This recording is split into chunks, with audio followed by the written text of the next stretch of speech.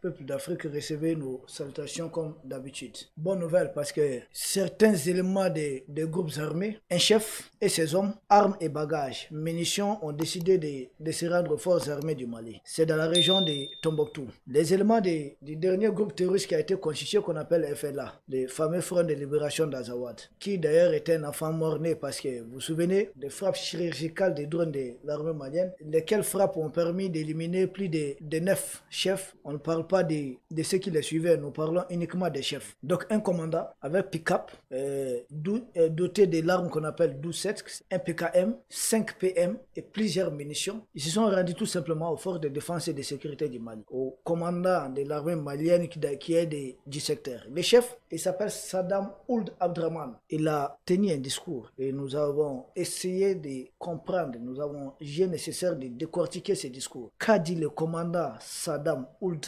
Abdraman qui vient de se rendre avec ses hommes, armes et bagages aux forces armées du Mali? La première des phrases qui a retenu surtout notre attention, c'est quand il dit: nous sommes retournés à la République pour notre dignité, la dignité de notre famille et celle de la République. Cher peuple d'Afrique, cela a son sens. Nous sommes retournés à la République. Donc il comprend, il sait qu'ils étaient égarés. Ils n'étaient pas dans la République, ils étaient entre les mains de qui? C'est là la question qu'il faudrait se poser. Et il dit qu'ils reviennent à la République pour leur dignité. Parce que si c'est question d'argent, dans ce banditisme international organisé contre le pays de l'Est, c'est des gens qui gagnent. Ils ont suffisamment d'argent, mais on n'a pas de dignité dedans. Vous savez, les lions étaient carnivores, l'hyène aussi est carnivore. Mais les lions mangent généralement fièrement, ils dévorent fièrement. Mais l'hyène, souvent, c'est en courbant, en baissant les regards. C'est comme si l'hyène est en train de voler sans cesse. Parce que les lions déploient d'énormes efforts que l'hyène n'a jamais déployés pour capturer un gibier. Donc il y a des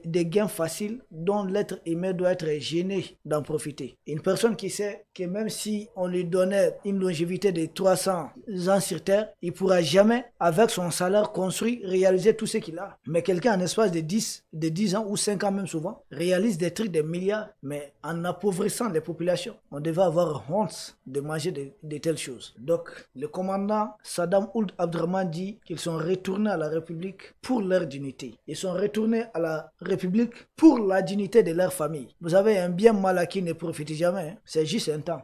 Vous voyez, en Afrique, souvent, il y a des gens qui se sont enrichis de façon injuste. Mais généralement, c'est des gens, quand ils disparaissent, regardez dans chaque pays africain, vous avez leurs enfants qui deviennent des ivrognes, des enfants qui deviennent des enfants qui ont raté parce qu'ils ont été nourris des choses qui ne sont pas bonnes. Combien de gens ont dû perdre la vie pour que leur père puisse mener une telle vie? On les envoie souvent dans certains pays, au Canada et autres, bien les États-Unis, mais ils deviennent partout, on les envoie, ils deviennent des ivrognes. Ils sont irrécupérables. Tout simplement parce que l'arbre, on a arrosé l'arbre pas avec de l'eau potable, pas avec de l'eau, en tout cas qui devait profiter à l'arbre, mais plutôt avec du poison. C'est de cela qu'il est question. Le karma, ça existe. Deuxième phrase du commandant Saddam Ould Abdraman, il dit: nous sommes là à cause du respect de l'héritage que nous ont laissé nos ancêtres. Ils viennent parce qu'ils ont passé à l'histoire. Ils ont compris que leurs ancêtres n'avaient pas eu un tel comportement. C'est vassaliser aux impérialistes, mentir au nom d'une religion et faire des victimes, faire des orphelins partout, brûler des récoltes. Ça, c'est quel genre d'attitude? Tout ça, c'est pour sécuriser l'énergie de l'impérialisme macronien. Et là, on n'est pas d'accord. Ils ont compris, ils disent, ils veulent rendre par respect à l'héritage que leur ont laissé leurs ancêtres. Et ça, c'est très bien. Nos ancêtres, ce n'était pas comme ça. Troisième phrase qu'a dit le commandant Saddam Ould Abdraman qui retient notre attention. Il dit: nous sommes revenus en toute sincérité parce qu'on est conscient que les désordres ne construisent pas les nations. C'est un cours de géopolitique tout simplement. Il a pris conscience. Dans ces désordres, lui, il ne va pas se construire. Sa famille ne va pas se construire. Et personne n'aura d'avenir dans un pays qui lui-même n'a pas d'avenir. Voler, détourner, mentir, désinformer, terroriser au nom des intérêts impérialistes. Essayez de sécuriser les routes énergétiques des impérialistes. Mais vos enfants n'auront pas un avenir dans ces pays. Nous serons tous des perdants. Et il a compris cela. Les autres, mais Macron dit que Poutine a eu tort de faire la guerre à Zelensky, qu'il ne doit pas avoir de guerre en Europe. Parce que dans la guerre, il n'y a pas de prospérité,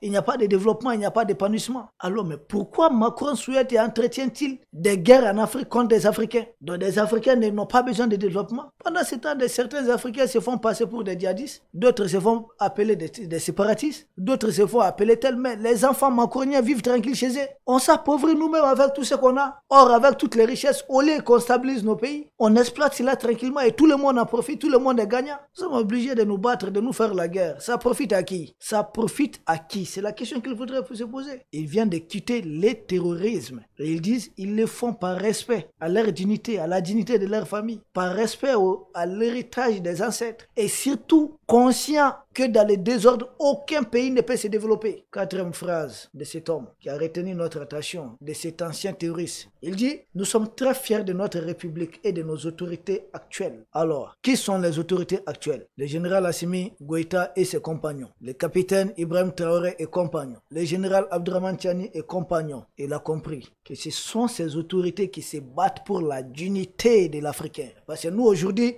après l'étape de la souveraineté politique, souveraineté militaire, nous nous sommes attaqués au front de la souveraineté économique. Une lutte qui n'est pas du tout facile, mais nous devons la réussir. Et il a compris, il dit, ils sont fiers. C'est des terreaux qui viennent de déposer les armes qui sont en train de dire cela, de tenir un tel discours. Alors, ceux qui n'ont pas encore compris, ceux qui sont encore égarés, déposez les armes et rejoignez le combat de la dignité de l'homme africain. Arrêtez de faire plaisir à Emmanuel Macron. Cinquième phrase, nous avons bien noté tout ce qu'il a dit. Nous sommes retournés dans notre République. Et celui qui n'aime pas ça, qu'il meurt dans sa colère. Bipez-moi la gente tébonienne, la gente algérienne. C'est tout simplement une façon de dire à l'alliance otano-algérienne qu'ils ne sont plus dedans, ils sont fatigués. Des années sans répit. Et pendant ce temps, les vecteurs aériens de l'armée malienne n'ont pas de répit. Des jours comme des nuits, les traques se poursuivent. Les forces terrestres de l'armée malienne, des jours comme des nuits, des opérations, on capture les chefs, des jours comme des nuits. Il n'y a pas de répit. Nulle part où on a la tranquillité si on est terroriste au Mali. À tout moment, on peut se faire éliminer. Dans ça, souvent,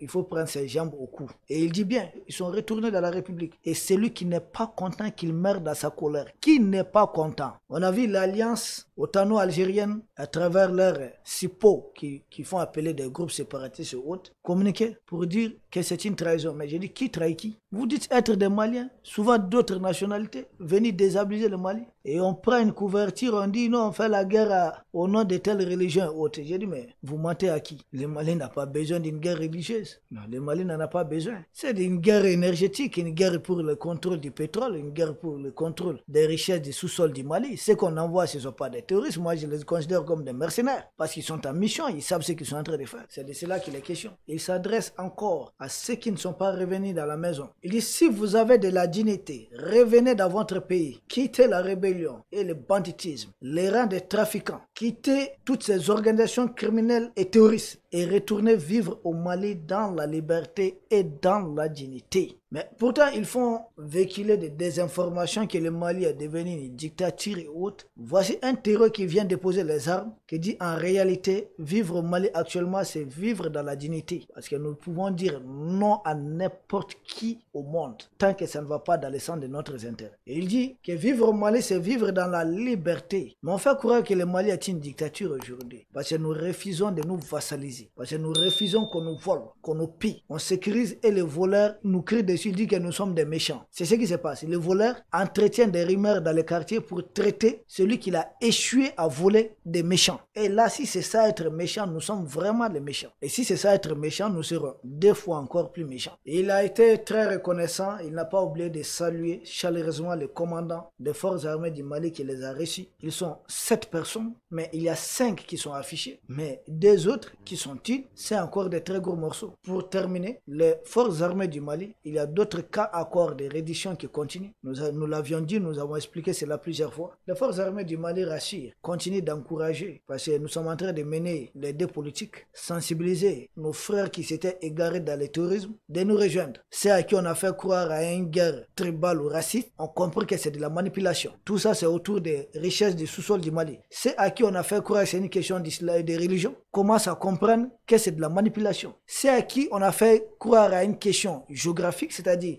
la partition du Mali. Ils ont compris que c'est de la manipulation. Tout le monde est bien intégré au Mali. Beaucoup de Touaregs sont très bien intégrés au Mali, n'ont pas de problème. Simple preuve, un jeune de 18 ans, un de nos frères Touaregs, que les forces armées du Mali ont arrêté dans le secteur de Léry. Il a été arrêté avec un téléphone talkie-walkie, vous savez ce qu'on donne. Et lui, il était censé renseigner régulièrement sur les positions des forces armées du Mali. Il regrette son acte. Il dit qu'il a été manipulé et que plus jamais lui ne va se retrouver dans ça. Il lance même un appel de sensibilisation à tous ses autres frères de ne pas tomber dans ces pièges, qui ne profitent qu'à des gens qu'on ne connaît même pas. Un autre cas d'exemple, c'est cette jeune dame qui, avec son papa, ont été pris avec une arme, avec un téléphone talkie-walkie contre les positions des femmes, qui aussi disent avoir été très bien traités. Et d'ailleurs, que ce soit ces commandants Saddam Ould Abdraman, et que ce soit les jeunes de 18 ans, que ce soit cette jeune dame et son papa, tous témoignent qu'ils ont été très bien traités après s'être rendus aux forces armées de défense. D'ailleurs, les 2 derniers cas ont été arrêtés, appréhendés. On n'a pas tiré sur eux. Ils ont compris qu'ils étaient dans l'erreur. Ils se sont excusés. Ils sont bien entretenus aujourd'hui. Et le commandant et ses hommes qui viennent de se rendre avec armes et bagages, les forces de défense et de sécurité sont très formelles là-dessus. Ils seront bien traités. Ils sont actuellement bien sécurisés, bien logés, bien nourris, bien soignés, en attendant leur insertion socio-professionnelle. Cela entre dans le cadre des plans de réconciliation qu'a dit son Excellence le président Assimi Goïta et mise en œuvre par le ministre en charge de la réconciliation, le général Ismaël Ouagé. Voici une réconciliation sincère. Déposez les armes, venez, vous êtes bien entretenus, vous serez en paix, plus besoin de courir. Le pays va se stabiliser davantage. C'est tout le monde qui gagne, c'est le Mali qui gagne, c'est l'Afrique qui gagne. Nous devons les accompagner et nous appelons les autres à déposer les armes. Sinon, comme l'a dit le ministre de la Défense, c'est le repos éternel. Et que gagnez-vous dans une guerre qu'on ne connaît jamais la fin? On ne voit pas le bout du tunnel. Parce que les forces armées du Mali continuent de monter en puissance, vont les traquer partout. Il faut s'y rendre, venez, on construit le pays. Tous ceux qui ne sont pas maliens, retournez dans votre pays. Tous ceux qui ne sont pas maliens et qui font la guerre au Mali, retournez dans votre pays pendant qu'il est encore temps. Dans vos pays, vous pouvez aller faire vos trucs de religion là-bas. Mais évitez. Le Mali, ça c'est fini, c'est déjà derrière nous. Peuple d'Afrique, nous vous remercions et à très bientôt.